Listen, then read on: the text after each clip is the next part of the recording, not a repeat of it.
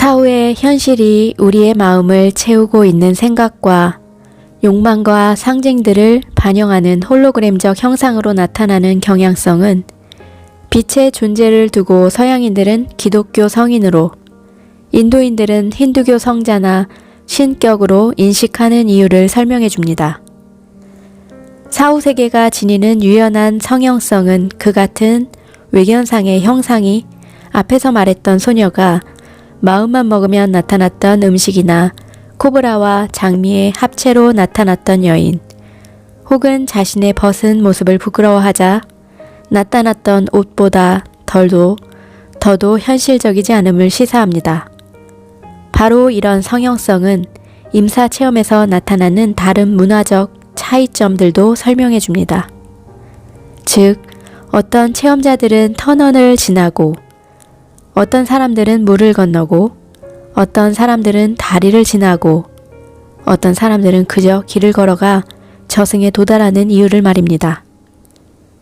또한 오직 상호작용하는 사념의 구조물로부터 빚어내진 현실 속에서 눈에 보이는 광경 자체도 경험자의 생각과 기대가 빚어내는 듯합니다.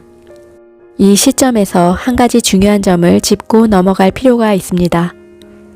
사후 세계가 놀랍고 신기해 보이기는 하지만 이 책에 제시된 증거들은 우리가 몸담고 있는 이 현실 차원 또한 그와 크게 다르지 않을지도 모른다는 사실을 밝혀주고 있습니다. 우리 또한 모든 정보를 접할 수 있습니다. 다만 우리에게는 그것이 약간 더 어려울 뿐입니다. 우리도 또한 가끔 개인사를 앞질러 엿보기도 하고 공간과 시간의 환상적인 본질에 직면하기도 합니다. 우리도 또한 자신의 신념에 따라 신체를 때로는 현실까지도 빚어내고 바꿔놓습니다. 다만 우리에게는 약간의 시간과 노력이 더 필요할 뿐입니다.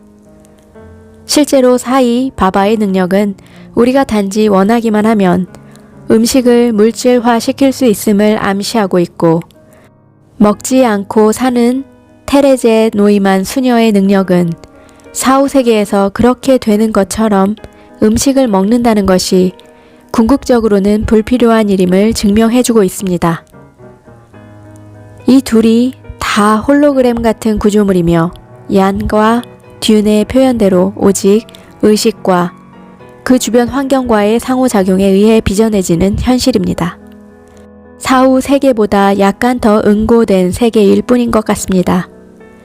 우리의 신념이 신체를 빚어내 모처럼 생긴 성은을 만들어내려면, 혹은 우리의 무의식의 상징적 언어가 외부의 동시성 사건을 일으키려면 그저 시간이 약간 더 걸릴 뿐입니다. 하지만 그것은 실제로 현실 속에 나타납니다. 그리고 그침없는 강물의 흐름처럼 말입니다. 그 강물의 그침 없음은 우리가 살고 있는 이 우주를 이제 막 이해하기 시작했을 뿐임을 가르쳐주고 있습니다. 사후세계를 방문하기 위해서 꼭 생명에 위협을 주는 일을 당해야만 하는 건 아닙니다. 멀로는 그의 책에서 다른 차원의 현실을 방문해서 거기서 죽은 친구를 만난 일을 이야기하고 있습니다.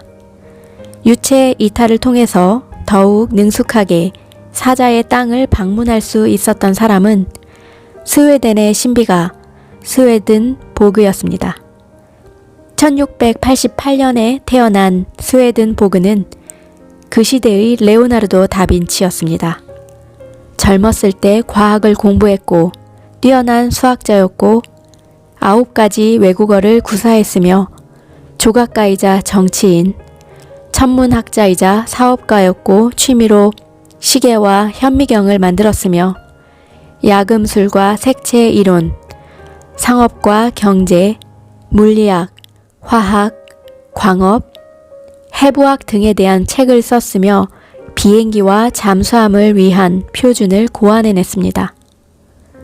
이 모든 일의 와중에도 그는 규칙적으로 명상을 했으며 중년에 이르자 깊은 초월 상태에 들어갈 수 있는 능력이 생겼고, 그 상태에서 그는 몸을 벗어나 천국으로 느껴지는 곳에 가서 천사와 신령들과 대화를 나누었습니다.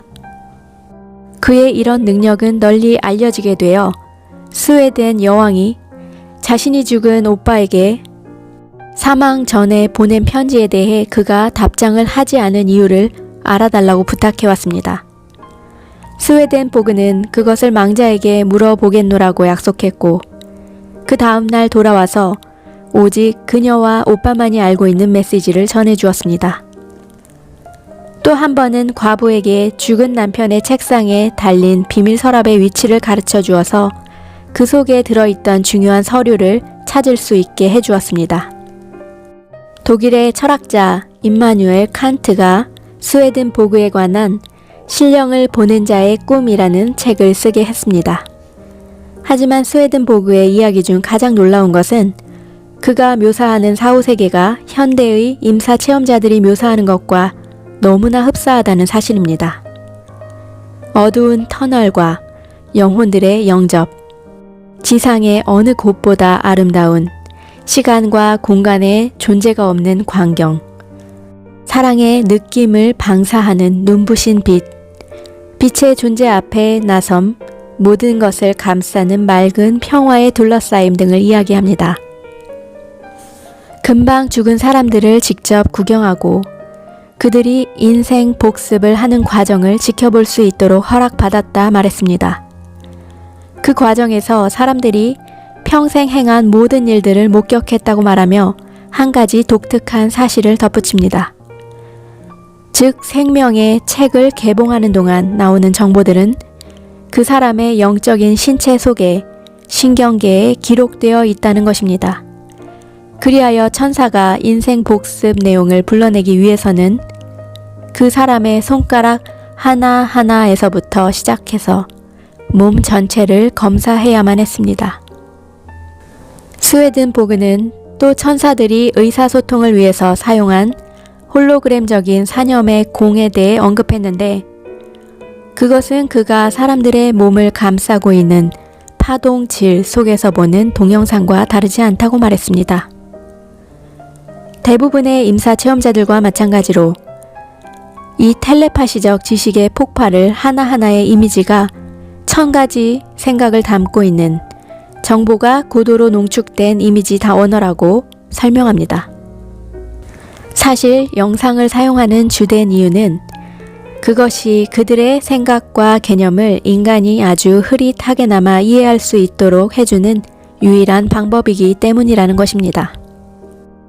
천사가 사랑과 애정에 관해 말한다면 양 같은 아름다운 동물들이 나타났다. 하지만 천사들이 사악한 집착에 대해 이야기할 때면 그것은 흉측하고 사나운 동물, 예컨대 호랑이, 곰, 늑대, 전갈, 뱀, 쥐 같은 모습으로 나타났다. 현대의 임사 체험자들은 보고한 바가 없는 내용이지만 스웨덴 보그는 천국에는 다른 별에서 온 영들도 있는 것을 보고 놀랐다고 말했다. 이것은 300년 전에 살았던 사람의 주장으로서는 매우 놀라운 일입니다. 그뿐 아니라 우리들 각자는 작은 천국이며 모든 사람이 아니 실로 물질 우주 전체가 그보다 더 큰 신성한 실제 소우주라는 것입니다. 그는 또 눈에 보이는 현실의 배후에는 파동질이 존재한다고 믿었습니다. 스웨덴 보그는 또한 천국은 그 유령 같고 덧없는 성질에도 불구하고 물질적 세계보다 더 근본적인 차원의 현실이라 믿었습니다. 그는 천국은 모든 지상의 형체들이 그로부터 비롯되고 그곳으로 돌아가는 원형적 근원이라 말합니다. 이 생각은 봄이 말하는 감추어진 질서와 펼쳐진 질서, 그 개념과 그리 다르지 않습니다. 사후세계와 물질적 현실은 다른 게 아니라 정도만 다를 뿐이며 물질계는 사념으로 빚어진 천국의 현실이 더욱 응고된 것뿐이라고 믿었습니다. 천국과 지상을 이루고 있는 물질은 신으로부터 단계적으로 흘러 들어온다. 그리고 각각의 새로운 세계마다 그것은 더욱 거칠고 불투명해진다. 그리고 더 느려져서 점성이 커지고 차가워진다고 스웨덴보그는 말합니다. 스웨덴보그는 자신의 체험을 20권의 책으로 써냈고 임종시 자신의 주장을 철회할 뜻이 있는지 물어보자 정직하게 이렇게 대답했습니다. 내가 말한 모든 것은 여러분이 지금 나를 보고 있는 것만큼이나 진실합니다. 시간이 허락되었다면 더 많은 이야기를 할 수도 있었을 것입니다. 죽은 후에는 여러분도 모든 것을 알게 될 것이고 그때면 우리는 이런 일들에 대해 더 많은 이야기를 서로 나눌 수 있을 것입니다.